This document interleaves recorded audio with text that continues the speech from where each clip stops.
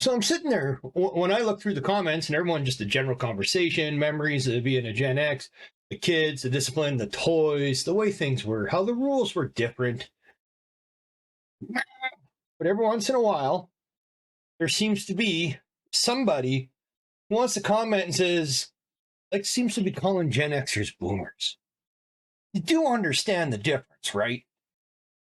You know, when they try and blame us for their problems and going, okay, boomer, or it's Gen X fault that millennials were like overprotected and helicopter parented. Well, just so people understand and don't get it, and I mentioned it this before, millennials are the children of baby boomers, okay? Very few Gen Xers had boomer parents. The very earliest of the boomers had some Gen X kids if they had them very young or mid-range. The majority of boomers' children are the millennial children. And the very youngest of the millennials can be attributed to a certain point to Gen X. Now, we weren't the helicopter parents. In fact, when you get talking and looking around, and Gen X parents are talking, their kids are done school now. Mine just graduated, and others have just done school. And these are the Gen Zs. And they all seem to ask like the similar question. Well, how come you never helped me with your homework, with my homework? Well, didn't know you needed help with your homework. Seems to be the answer. You never asked. Well, why didn't you just do it? Well, nobody sat down and asked me. Nobody ever questioned us. We just did our schoolwork. 1 second, Cat One. And what most of them don't seem to realize is we did our work, we did our schoolwork, and we didn't ask for help. And shit, getting help was almost impossible because we were the Latchkey Kids. We didn't have our parents at home. We'd get home, and usually we were told if we had homework, it was to be done before our parents got home, because the last thing they wanted to do when they got home was have to sit down and do schoolwork with us and keep us going. So we would always say, we'd say, oh yeah, we got it done. And they wouldn't check. Teachers didn't have to sign off on homework when you brought it in, or parents didn't have to sign off on it for the teacher. Okay, and now helicopter parenting. This was the boomers that were helicopter parenting the millennials.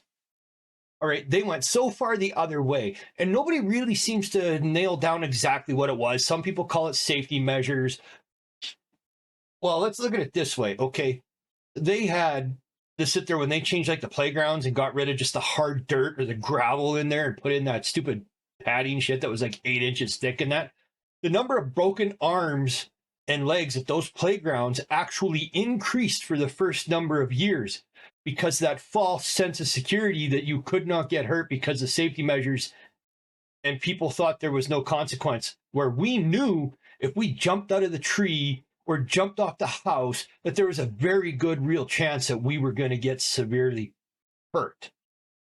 Like the time when I was a kid and just finished watching the very first Superman movie, have no idea how I managed to get it out there, but I managed to get out, climb onto our truck, which had a camper on it, got on the camper, and got up onto the edge of the low end of the roof of the house. And I had a towel wrapped around my neck, and I jumped off thinking I'd be able to fly. Now, all I remember from that was a lot of pain, a lot of crying, and not being able to walk for quite a while afterwards. You know, I wasn't that old. Now, getting back to this whole helicopter parenting BS, okay? They get there and they overdid it. And I think what the real was, and nobody wants to mention it, is they were the olders, you know, boomers were sitting there and they were watching us kids as they got older and thought how out of control and wild we were, and that they swore they were never going to let their kids get that way. So they overcompensated by hovered over everything they did. Over everything they did. Not only that, but at the same time that millennials were coming in and boomers are doing it, you started getting all that thing where they really taught things like stranger danger around every corner, and everybody you see on the street or at the park is going to be a drug pusher on your children. And so they really started locking in fear into new parents, right? We didn't have that. There was no stranger danger taught when we were, you know, in kids in the 70s. So you sat there and you didn't learn it, but then they started teaching it later, and it scared the crap out of them, and they got overcompensated and went the other way. And there were some of them that went the other way as well. Like my own mother, for instance, went way overboard on my younger siblings. But the fact of that is my younger siblings are as much as 14 years younger than I am. So they're deep into the millennial range. You know, you're talking like 86 and 89, 90. All right. So you're sitting there, and my mother was a very, very, very young boomer. Okay. She was very young when she had me, and she was born in 56. So she was a very young boomer. And that's the way she was with them. With me, it wouldn't matter because my dad was not a boomer. They had a big age gap between them. You know, my old man was 44. He just predated the boomers. So you sit there and going forward, and they get out of control and completely nutso whack job shit with this overprotection. And somehow that gets blamed on us. That wasn't us. Now, did we maybe not raise our kids as much as we should have, and things were a little too wild? Maybe. And there were some of us that were so freaking wild that we were just like so amazed that we survived, that we were going to make sure our kids did not have to struggle as much through their younger years as we did. But that's just a natural thing for every parent. You want your child to learn. You want your child to go through these things for growth. But no, you don't want them to actually have as hard a time as you did, because you look back and go, that was nuts. And some people went a little too far. And of course, they get rid of the discipline and they get rid of all this other crap. And it went nuts. And you can't blame us, okay? But then you have a serious problem where you just get that general age thing. Because they used to say that Generation X was anybody under 25 was considered Generation X at one time. And this is before we came along and actually took it over as our dominated, we are Gen X, because X is just, nobody cared, nothing mattered. You know, we were an X factor when it came to generational kids. And we took that on and we enjoyed it and we dominated that moniker and it became ours. So leave it the fuck alone. It don't belong to you. We're the fuck around and find out generation, not other kids. I mean, you guys think you want to go ahead and you want to steal it and you just want to rebrand it and claim it as your own, but you can't. We had the same issue when we were younger too, because we were told everything had been done and anything we went to do was just kind of a rebrand then. But now that just seems to be the trend. I absolutely sure. I know the next TikTok trend is probably going to be younger people are just going to be like, oh, the latest TikTok trend. Let's just let's leave our kid in a car while we go in the mall and see if they survive the heat wave. That's how dumb everybody is becoming. Anyway, off on the tangent. That's over. Back to it. But everybody under 25 used to be considered Gen X. And then it used to be, you know, and when you were younger, it was the same thing. Same with us. You don't trust anybody over 30 when you're a teenager. But that seems the way it is now. So anybody under 30 just considers everybody a boomer. I mean, there are millennials that are, you know, the older millennials are sitting there and are shocked as shit when they got Gen Z kids looking at them going, okay, boomer. They don't know what it is. They just adopt it as being a person that is older than they are. And it ain't going to work for very long because the boomers are slowly disappearing. Like, I got news for you, my Gen X friends. As we're moving in and we're going to be dominating everything, that is specifically true 100% coming up, because by 2028, we should be outnumbering boomers for the first time in our existence as Gen Xers. There's enough of them sliding off the scale, but we are going to outnumber them. Yay us. I can't understand how people are so idiotic and uneducated. They quite don't understand how generation work for birth from one generation to the next. Gen X as a whole did not give birth and raise and create millennials. We will take responsibility for Gen Z. It's the average age overall when generations started having kids, especially Gen X, was 28 years old. Okay, 28. Now the first year Gen X kids were born was 1965. So you go 28. Right? That takes you into 93. 93 is when they started having them. So that means that takes you almost right through the millennials into Gen Z. Okay, the very oldest couple years of Gen Xers will have had the millennials. Now, I'm not talking these, you remember the high school, I'll call them the high school hooker. Let's tell them what they were. The girls that went out and got knocked up. And then there became a fad for a while there, especially in the 90s, pregnancy packs amongst teens, because all the girls thought they wanted to have them because they were looking for love. That was probably the worst part of being a Gen X child growing up, is the teenage girls that were dying to get pregnant because they wanted something to love and they wanted to be the parent that they didn't have. And it never worked out that way because most of the teenage moms turned out to be pretty trashy. You know, they wound up in somewhere with that, living with the guy. You know, the guy, we all seen him, especially on episodes of Cops in the yesteryears. You know the guy I'm talking about. The guy that would run out of the car and ditch, and he's wearing the cutoff shorts, the white beater with the pizza stain from a week ago, wearing the mullet, running around in one flip-flop.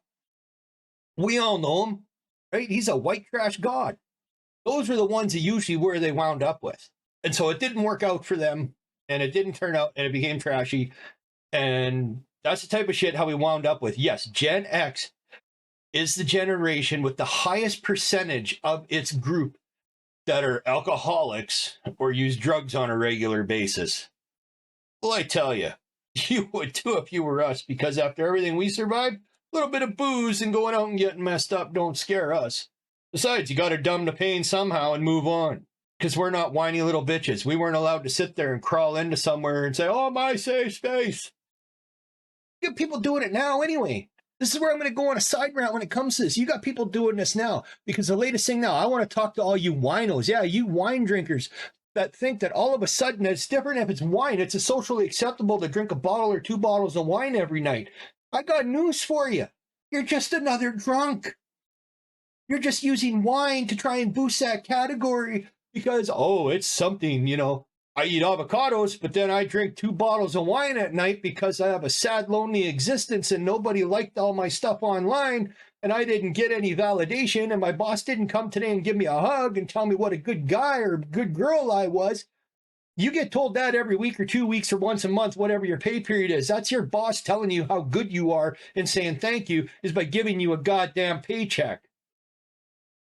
And I'm sure I've mentioned that before, and I'm always mentioning it, and I'm always mentioning it out when I'm talking to people when they say, well, the boss should give us a little more positive feedback. You get it every time you get a paycheck and you don't get your ass fucking fired. That's positive feedback from your employer. You don't expect anything else. You do not deserve anything else. Nobody has to coddle you, make sure that your feelings are okay. Everybody now wants to take mental health days. I can't work today. My mental health is so bad. Well, you know what? Fucking suck it up. Go to work. Do something productive on your day off. You want to relax? That's what we did on the weekend. You'd get out and you would pick up something that was a stress reliever, a hobby. You know what? Oh, you younger people, get off your goddamn phones all the time and go out and play ball on the weekends. Or join one of the many kickball leagues all over the place now. Bowling, anything. Get out, socialize, and be a human being and get out from behind a fucking screen now and then. And then maybe you wouldn't be so damn mentally fucked up, which is of your own making. It's not us that did it to you. You did it to yourselves. Everybody talking about how, oh, I got to worry about my mental health when you're actually destroying it yourself by burying yourself in electronics. It's always been known, even when we were kids and video games started coming out, even our own parents would be like, you can't sit there all the time and play them. You got to get outside.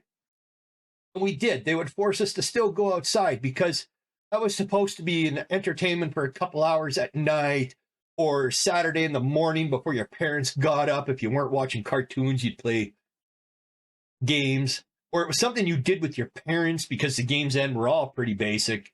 And your parents would enjoy some of them too. You know, this is how it was. And everybody seems to be forgotten. And it gets even worse now because schools don't make it any better.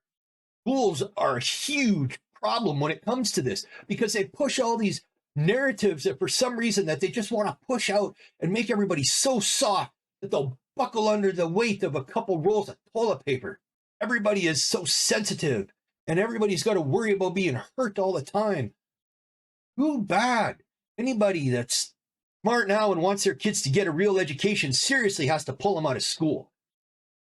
That's the biggest thing now. I talk to my daughter, and we're talking at supper time about things and work and the way things go and things she needs to think about now and plan as she's getting ready to go on to college and move out and career and kids and family and saving. And then we talk about these things. She's like, well, they never taught us that in school. I'm like, because they don't teach you anything in school now other than anything that drives a political perspective these days. What happened to real education? We had it. They did start putting some of that shift changing shit in our time too. I remember it, and I remember they were starting to slip it in, and it didn't go. I mean, hey, my fellow Gen Xers, do you remember the great big political correct phase, political correctness crap of the 90s when they went crazy with everything? You can't say that's politically incorrect. You can't say that. That might leave some group out when you say that. And then that lasted for a while. They really pushed it, and it was getting out of control, and then everybody pushed back. And we're seeing the same shit happening now. It just goes and goes and goes, and it never goes away.